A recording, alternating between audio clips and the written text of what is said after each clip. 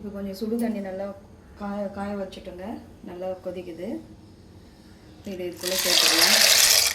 கொஞ்சம் உப்பு சேர்த்துக்கலாங்க. கொஞ்சம் ஆயிலும் சேர்த்துக்கலாம். அப்போ தான் அது கொஞ்சம் ஒட்டாமல் நல்லா கொஞ்சம் பளபளன்னு வரும். இது வந்து ஒரு 10 நிமிஷம் கொஞ்சம் நல்லா வேகணுங்க.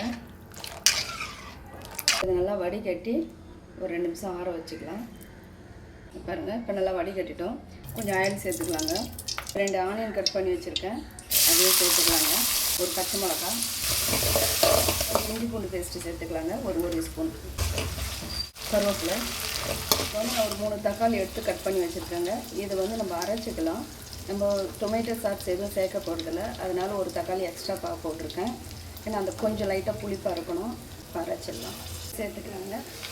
இது கொஞ்சம் நல்லா வதங்கட்டும். நம்ம டொமேட்டோ சாஸ் சேர்க்குற மாதிரினா தக்காளி மட்டும் 1 கம்மி பண்ணிக்கிட்டால் போதும்.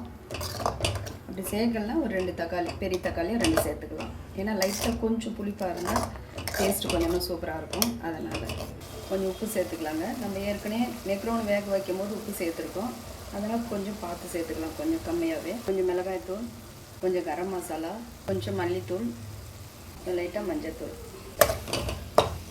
மெக்ரோனி சேர்த்துக்கலாங்க. கொஞ்சம் மிக்ஸ் பண்ணிக்கலாங்க. கொஞ்சம் கொத்தமல்லி சேர்த்துக்கலாங்க. மெக்ரோனிலாம் வந்து பார்த்திங்கன்னா குழந்தைங்களுக்கு ரொம்ப பிடிக்கும். ஸ்கூல் போகிற டைமில் நம்மளுக்கு டைம் கிடைக்கலன்னா இதை டக்குன்னு செஞ்சு கொடுத்துடலாம். மார்னிங் பிரேக்ஃபாஸ்ட்டாகவும் சாப்பிட்லாம், நைட்டு டின்னருக்கும் சாப்பிட்லாங்க. ரொம்ப நல்லாயிருக்கும். ட்ரை பண்ணி பாருங்கள். இப்போ சீஸ் கொஞ்சம் சேர்த்துக்கலாங்க. ஃபஸ்ட்டு சீஸ் சேர்க்கும்போது ரொம்ப டேஸ்ட்டும் இன்னும் கொஞ்சம் நல்லா இருக்குங்க. பட்டரும் சேர்த்துக்கலாம். சீஸ் இல்லைன்னா பட்டர் சேர்த்துக்கலாம்.